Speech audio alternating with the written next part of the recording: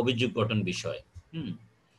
এবং আমরা ইতিমধ্যে বলেছি যে একটা ক্রিমিনাল মামলার চার্জ ফ্রেমের মধ্য দিয়ে একটা বিচার কার্যক্রম শুরু হয়। তো ফ্রেমিং অফ চার্জ এটা খুবই একটি ইম্পর্টেন্ট জিনিস। 50 DLR 103 পৃষ্ঠা নুরুল ইসলাম ভার্সেস স্টেট, এই মামলায় বলা হয়েছে যে আদালত চার্জ গঠন মেকানিক্যালি করবেন না।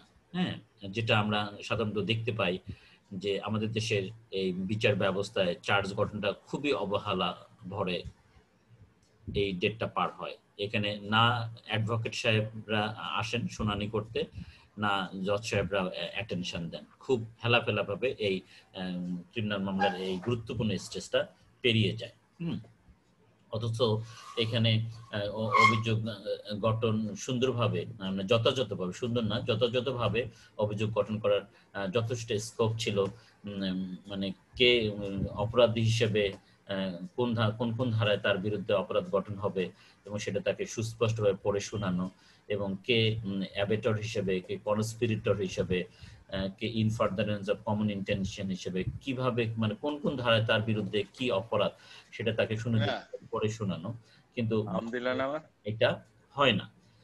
এই অতি গুরুত্বপূর্ণ একটা জায়গা খুব অবহেলা ভাবে এটা আমাদের দেশে পার করা হয়ে থাকে। তো যা হোক, এই ফ্রেমিং অফ চার্জ দুইটা আইনের অধীনে হয়। আইনজীবী হিসেবে আপনাকে এটা মনে রাখতে হবে। 242 তে ফ্রেমিং অফ চার্জ হয় আর ম্যাজিস্ট্রেট ট্রাইব্যুনাল হলে, আর এটা সেশন ট্রায়াল হলে 265 D তে এই চার্জ ফ্রেমিংটা হয়। তো চার্জ ফ্রেমিং এর সময় একটা হিয়ারিং হয়। এই হিয়ারিং এ তিনটা জিনিস হয়। একটা হলো ডিসচার্জ হয়, একটা হলো চার্জ হয়, আর একটা হলো গিলটি প্লিট হয়। তিনটা জিনিস এই স্টেজে সাধারণত হয়ে থাকে। ফ্রেমিং অফ চার্জে তিনটা জিনিস হয়। একটা হলো ডিসচার্জ,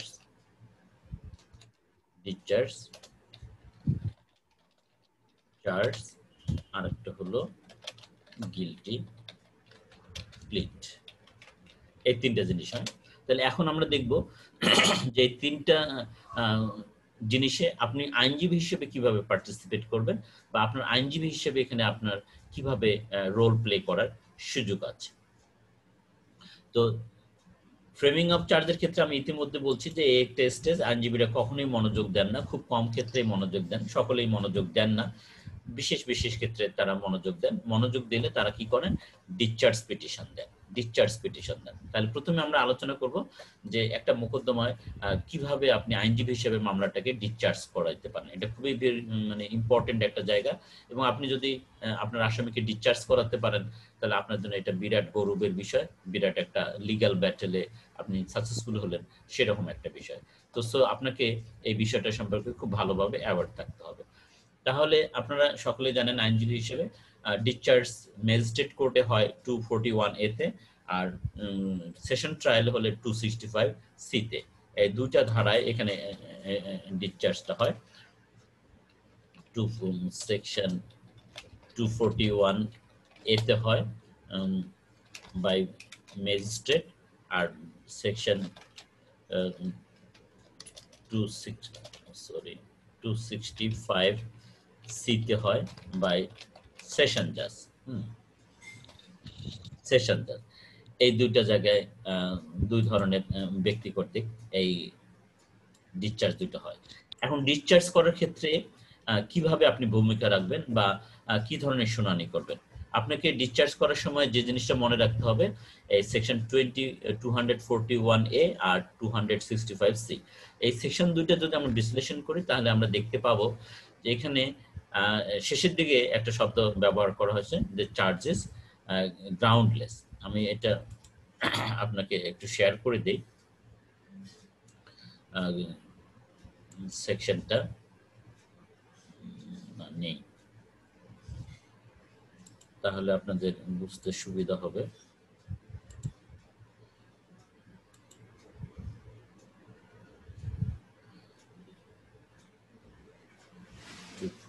1A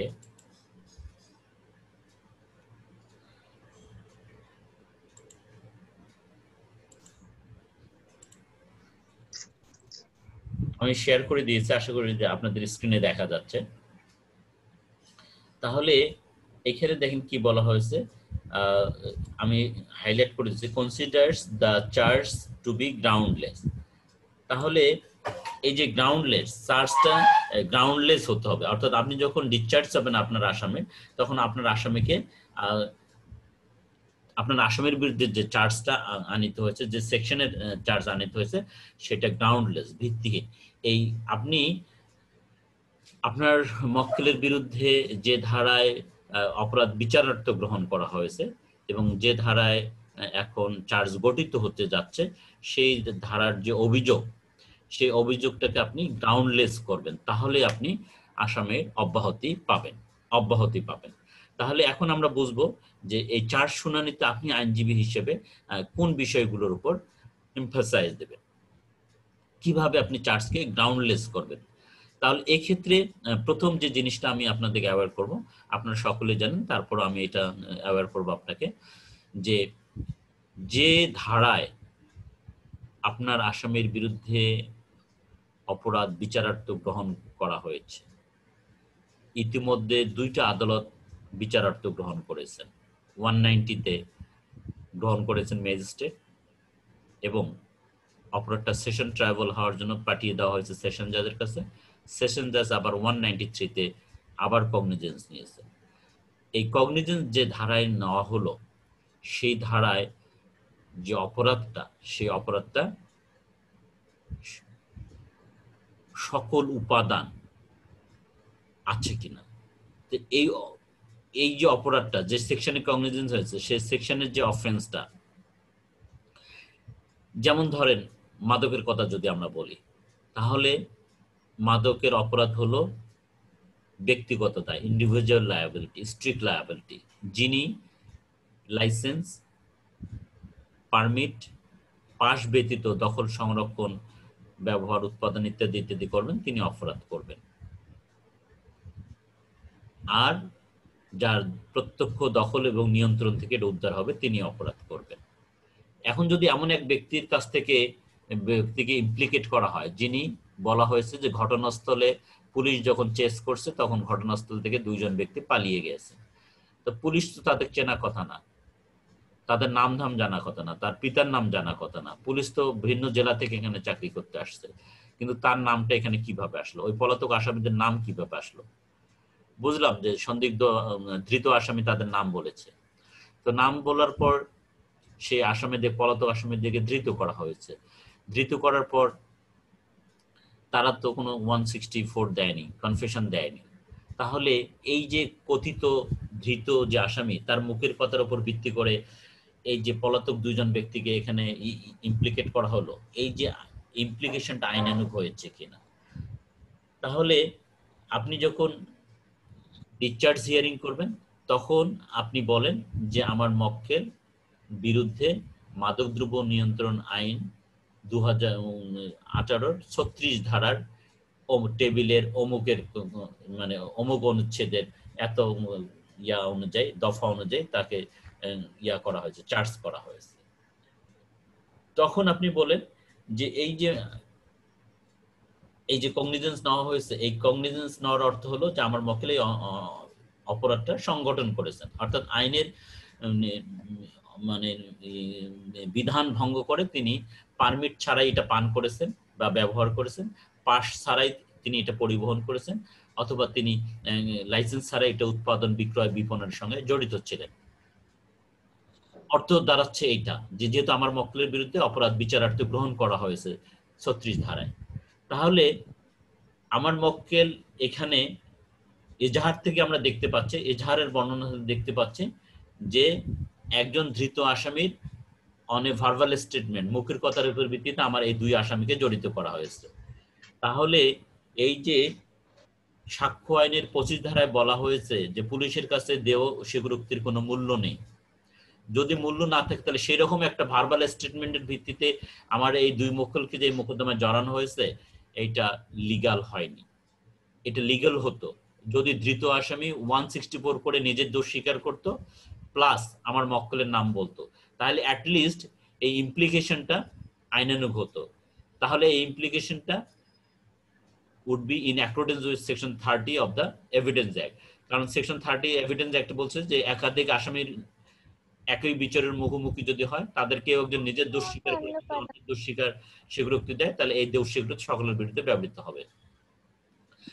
তাহলে এইটার উদাহরণ দিয়ে বলেন যে আমার মক্কেল তো পলাতক ছিল, তার দখল এবং নিয়ন্ত্রণ থেকে কোনো উদ্ধার হয়নি, তাকে সন্দেহবশত গ্রেফতার করা হয়েছে, তার কৃত আসামিও তিনি নিজে কোনো স্বীকারোক্তি দেননি। তাহলে এই যে আমার মক্কেলের বিরুদ্ধে যে ইতিমধ্যে অপরাধ বিচারার্থে গ্রহণ করা হয়েছে, তাহলে তিনি তো অপরাধী না, তিনি তো নিজেও স্বীকার করেননি, অথবা অন্যের দোষ স্বীকারোক্তির ভিত্তিতে তাকে ইমপ্লিকেট করা হয়নি। তাহলে এই চার্জটা হবে গ্রাউন্ডলেস, এই চার্জটা হবে গ্রাউন্ডলেস। তাহলে এইভাবে আপনি চার্জটাকে গ্রাউন্ডলেস করার চেষ্টা করেন, করে বলেন যে স্যার এর বিরুদ্ধে চার্জ গঠন হবে না, করার কোনো আইনত কোনো সুযোগ নেই। আরেকটা উদাহরণ দেই, চুরির অপরাধ আপনারা সকলে জানেন 378 ধারা পেনাল কোডে সংজ্ঞায়িত করা হয়েছে। সেখানে বলা হয়েছে whoever intending to take dishonestly any movable property without consent and moves that property is said to commit theft. তাহলে এই সংজ্ঞাটা যদি আমরা বিশ্লেষণ করি, চারটা উপাদান পাচ্ছি আমরা। কি চারটা উপাদান? না, একটা ডিসঅনেস্ট টেকিং থাকতে হবে। কেউ কিছু বলছেন? ডিসঅনেস্ট টেকিং থাকতে হবে। তারপরে কি থাকতে হবে? এটা মুভেবল প্রপার্টি হতে হবে। 3 নম্বরে কি হতে হবে? উইদাউট কনসেন্ট থাকতে হবে। 4 নম্বর কি হতে হবে? Moving possession to the offender, অপরাধীর দখলে নিতে হবে। এই চারটা উপাদান থাকলে তাহলে আমরা সেই ব্যক্তিকে চোর বলতে পারবো। তাহলে এমন যদি হয় যে কোনো কোথাও একটা চুরি হয়েছে, কিন্তু আপনার মক্কেলকে সন্দেহবশত গ্রেপ্তার করা হয়েছে, তার দখল এবং নিয়ন্ত্রণ থেকে কোনো কিছু উদ্ধার নেই, তিনি নিজেও কোনো স্বীকারোক্তি দেননি, তাহলে এমন আসামির বিরুদ্ধে যদি চার্জ গঠন করা হয়, তাহলে শিওরলি আমরা বলতে পারি the charge is groundless, charge is groundless. এইভাবে আপনাকে শুনানি করতে হবে। আরেকটা সর্বশেষ উদাহরণ দেই চার্জ আপনি কিভাবে গ্রাউন্ডলেস করবেন। সেটা হলো, যেমন আমি তখন রাজশাহীতে ছিলাম, জয়েন্ট ডিস্ট্রিক্ট জাজ, আমার কোর্টে একটা এরকম মামলা হলো, ফেন্সিডিলের মোকদ্দমা, সেখানে 2 জন ব্যক্তির নামে মামলা হলো। সে আমার কোর্টে তো মামলা হয়নি, আমার কাছে বিচারার্থে আসছে আর কি। চার্জ ফ্রেমের সময় দেখলাম এফআইআর এ লেখা আছে যে রাত 3:45 সময় তারা পদ্মা নদীর তীরে টহল দেওয়ার সময় দেখলো যে একটা লোক 820 বোতল ফেন্সিডিল নিয়ে নৌকা বেয়ে তীরের দিকে আসতেছে। তারা টর্চ ফেললো তার উপর, তাদের উপর মানে টর্চের লাইট ফেলানোর পর সেই ব্যক্তিটি 820 বোতল ফেন্সিডিল মাথা থেকে ফেলে দিয়ে নদীতে লাফ দিয়ে অদৃশ্য হয়ে গেল। এই হলো এফআইআর এর বর্ণনা। এখন এই এফআইআর এর বর্ণনার ভিত্তিতে পরে 2 জন ব্যক্তিকে সেখানে ইমপ্লিকেট করা হলো অ্যাজ অফেন্ডার।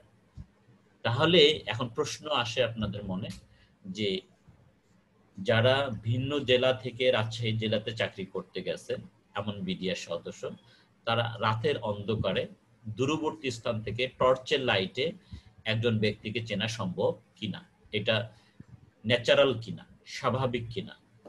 তারপরে আপনারা সকলেই জানেন একটা ফেন্সিডিলের বোতলে 100 ml তরল পদার্থ থাকে। তাহলে এরকম 820 বোতল ফেন্সিডিল একটা মানুষের পক্ষে ক্যারি করা সম্ভব কি না। তাহলে দেখেন এগুলোর কোনোটাই আমরা পজিটিভ উত্তর পাচ্ছি না। তারা ভিন্ন জেলা থেকে চাকরি করতে গেছেন, তারা স্থানীয় মানুষকে চেনেন না, এক। দ্বিতীয়ত রাতের অন্ধকারে রাত 3টার সময় গভীর রাত্রে তারা টর্চের আলো ফেললো, টর্চের আলোতে অপরিচিত একজন ব্যক্তিকে চেনা সম্ভব নয়, এটা হলো দ্বিতীয়ত। তৃতীয়ত হলো যে 820 বোতল ফেন্সিডিল ওই ব্যক্তির মাথায় ক্যারি করা সম্ভব কিনা, সেটাও অসম্ভব একটা ঘটনা, এটা হলো তৃতীয়ত। চতুর্থ হলো এই নামটা তিনি কোথায় পেলেন, তিনি তো কাউকে চেনেন না, তিনি তো ভিন্ন জেলার ব্যক্তি, তাহলে 2 জন ব্যক্তিকে এখানে মামলায় কিভাবে তিনি ইমপ্লিকেট করলেন। তাহলে এই যে 3-4টা যে আমরা ফ্যাক্টস পাচ্ছি সবগুলো হলো আনফাউন্ডেড। এইভাবে আপনি সাবমিশন রাখে যদি চার্জকে গ্রাউন্ডলেস করতে পারেন, তাহলেই আপনি আসামিকে ডিসচার্জ পাবেন।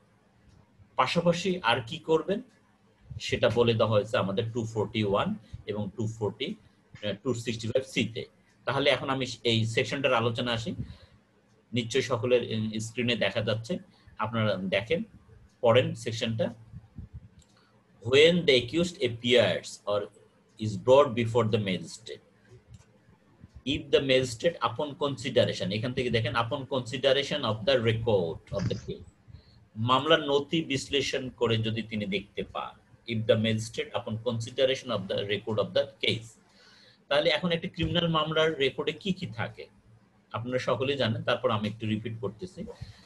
একটা এজাহার থাকে, একটা এফআইআর ফর্ম থাকে, প্রাথমিক তথ্য বিবরণী থাকে, ইয়া থাকে, জব্দ তালিকা থাকে, 161 এর বক্তব্য থাকে, কোনো কোনো মোকদ্দমায় আপনার কনফেশনাল স্টেটমেন্ট থাকে, কোনো মোকদ্দমায় ইনকোয়েস্ট অটোপসি রিপোর্ট থাকে, কোনো মোকদ্দমায় আপনার রাসায়নিক প্রতিবেদন থাকে, পুলিশ ফরওয়ার্ডিং থাকে, জিম্মানামা থাকে। এই এতগুলো জিনিস নিয়ে একটা ক্রিমিনাল মামলার কেস রেকর্ড হয়। তাহলে যখন চার্জ ফ্রেম হবে, দায়িত্বটা কিন্তু আদালতের। ভালো করে ওয়ার্ডিংটা খেয়াল করেন সেন্টেন্সের। হ্যাঁ, আইনটা পড়তে শেখা হলেও কিন্তু বিরাট একটা কৃতিত্বের ব্যাপার যে আইনটা কিভাবে পড়তে হয়, কারণ আমরা সকলে বাংলা মিডিয়ামে পড়ে আসছি, এই ইংলিশ আইনগুলো আমাদের ওইভাবে আমরা পড়ি নাই। তাহলে এইখান থেকে এই সেকশনটা থেকে দেখা যাচ্ছে the duty lies upon the court, আদালতের উপর এই চার্জ ফ্রেমের দায়িত্বটা।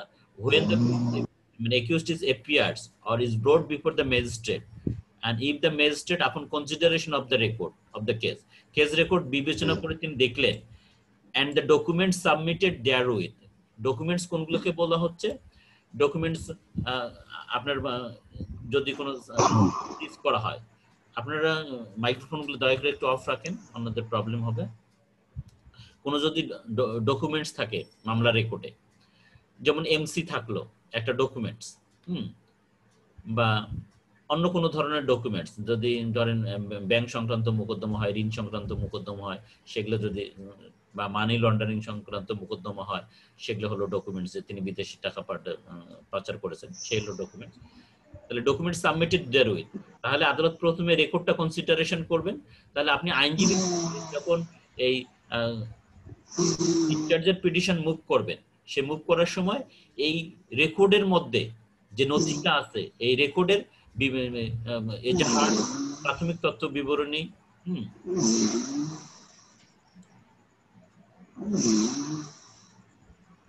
ভাই কথা শুনছি,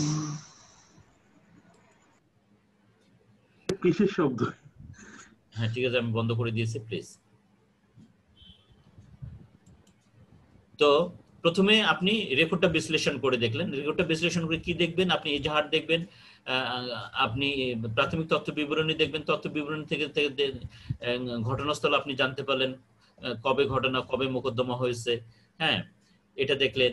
আপনি অভিযোগপত্র হয়তো আছে, এখানে চার্জশিট আছে, সেখান থেকে কি ইয়া হয়েছে, মালখানায় কতটুকু পাঠানো হয়েছে, জব্দ তালিকা থেকে কি কি জব্দ হয়েছে, কারা তার জব্দ তালিকায় সাক্ষী হয়েছে, এই সমস্ত বিষয়গুলো খুঁটে খুঁটে পড়ে আপনি এর মধ্যে একটা পার্থক্য তৈরি করবেন, ভিন্নতা, কন্ট্রাডিকশন বের করার চেষ্টা করবেন।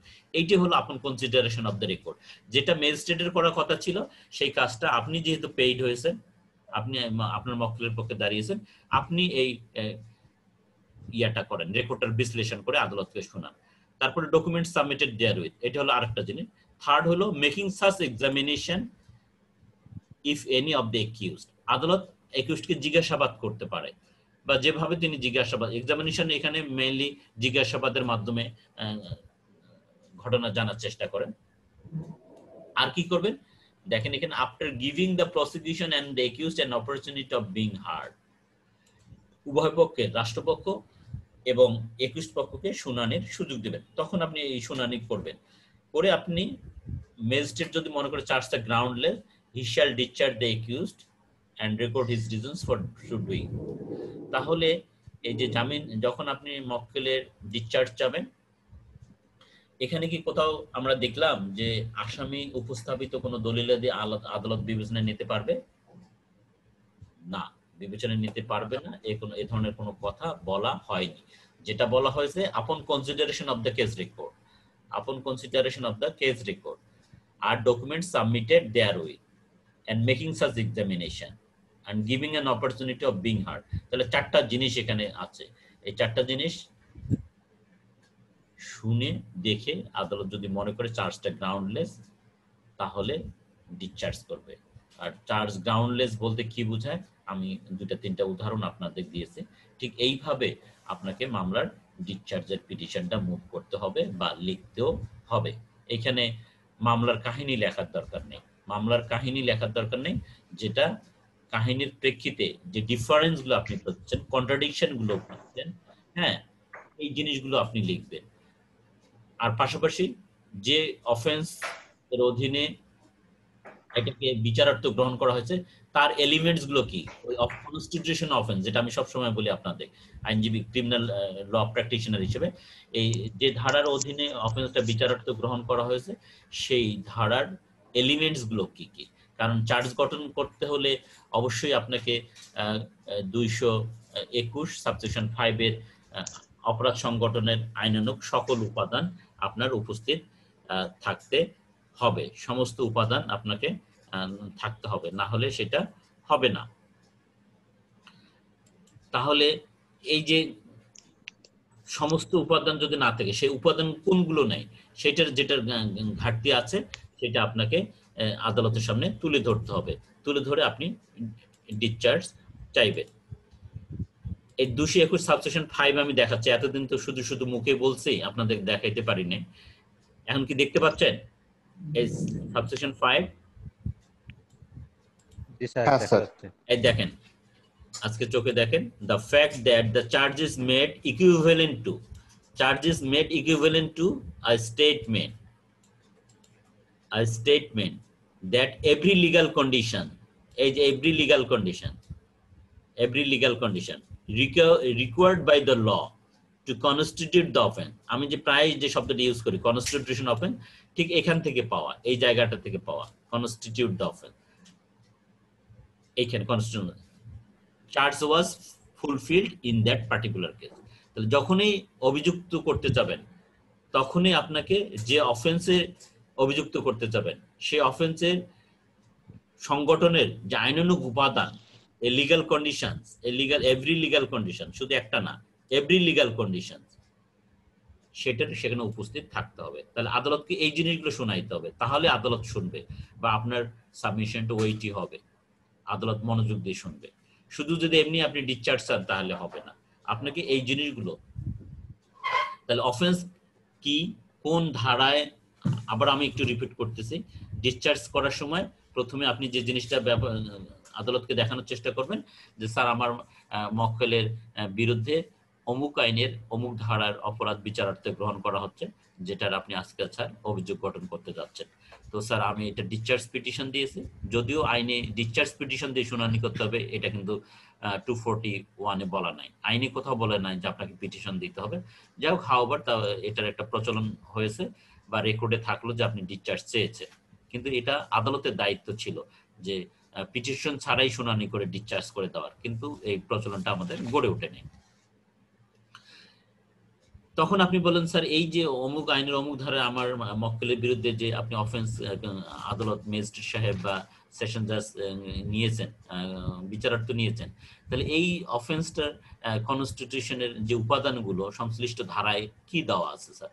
চুরির মামলা হলে 378-এ যান, যদি আপনার চিটিং এর অপরাধ হয় 415-তে যান, ক্রিমিনাল ব্রিচ অফ ট্রাস্ট হয় আপনি 405-এ যান। এই ডেফিনিশন সেকশনগুলো সুন্দর করে আপনি বলার চেষ্টা করেন, ডেফিনিশন সেকশনগুলো, সেখান থেকে এই লিগ্যাল কন্ডিশনটা আপনি বের করেন। সেই লিগ্যাল কন্ডিশনটা অফেন্স কনস্টিটিউট হয়েছে কিনা সেটা কোথা থেকে বের করবেন, সেটা বের করবেন আপনি এফআইআর থেকে। এই এফআইআর এর যে বর্ণনাটা দেওয়া আছে যে এটাকে বলা হয় এলিগেশন, এফআইআর এর বর্ণনাটা হলো এলিগেশন। এই এলিগেশন কোনো আপনার পেনাল সেকশনকে কনস্টিটিউট করে কিনা, পেনাল প্রভিশনকে অ্যাট্রাক্ট করে কিনা, সেটা আপনার বের করতে হবে। যে এই এজাহারে বা নালিশি দরখাস্তে যে ঘটনাটার বর্ণনা দেওয়া হয়েছে এটাকে বলা আইনের ভাষায় এলিগেশন। এই এলিগেশনটা কোনো অফেন্সকে কনস্টিটিউট করে কিনা, কিভাবে কনস্টিটিউট করবে, সংশ্লিষ্ট আইনে যে সংজ্ঞা দেওয়া আছে সেটাকে অ্যাট্রাক্ট করে কিনা, সেটার সঙ্গে ম্যাচ করে কিনা, সেটার সঙ্গে মেলে কিনা, এখানে কোন কোন উপাদানগুলো নাই, সেটা আপনি চার্জ শুনানির সময় আদালতের সামনে তুলে ধরেন। বলেন যে স্যার এখানে এই অফেন্সটা কনস্টিটিউট হয় না, এর এই এলিমেন্টসের অভাব রয়েছে। এই অভাব থাকার কারণে, এই লিঙ্ক মিসিং থাকার কারণে অফেন্সটা কনস্টিটিউট হয়নি, এতে এটা আসামির বিরুদ্ধে চার্জ গঠন করা যাবে না। পাশাপাশি রেকর্ডে যে ত্রুটি বিচ্যুতিগুলো আছে, কন্ট্রাডিকশনগুলো, সেটা তুলে ধরেন। ডকুমেন্ট যদি সাবমিট হয়ে থাকে রেকর্ডে, সেটার ত্রুটি বিচ্যুতিগুলো তুলে ধরে থাকেন। এবং পাশাপাশি আপনার আসামিকেও জিজ্ঞেস করার জন্য আপনি অফার করতে পারবেন, এবং সুন্দর করে একটা শুনানি আপনি করেন, করে আপনি চার্জটাকে গ্রাউন্ডলেস করার চেষ্টা করেন। তাহলে আসামিকে আপনি ডিসচার্জ পাবেন।